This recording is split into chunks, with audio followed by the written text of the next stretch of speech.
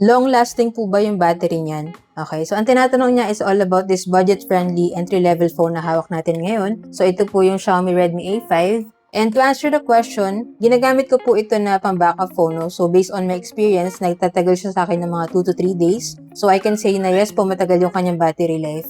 Ngayon, kung gagamitin mo po itu na main phone, siguro mga 1 to 2 days. Depende kung gaano ka ka-heavy user.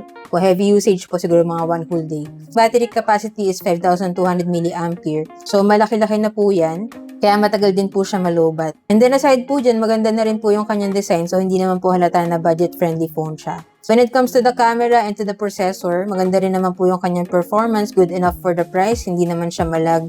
Kung hindi naman natin gagamitin for heavy games, no? Kasi budget-friendly phone po ito. And then yung kanyang camera, usable naman po yung kanyang photo quality. Malaki na rin po yung kanyang screen size. So, mag-enjoy po kayo muna dito kung mahilig kayo manood sa phone nyo. So, kung naghahanap po kayo ng budget-friendly phone and then tight yung budget nyo, pwede nyo pong main phone, pwede nyo po itong gamitin na pang backup phone, pambigay sa kids or sa parents. Check nyo na lang po dyan sa Yellow Basket, dyan ko nabili nyo sa akin para same quality and legit store din yung mapagbilan nyo. So, yun lang, sana nakatulong tong video. If you have any other questions, just let me know in the comments and follow for more tech content.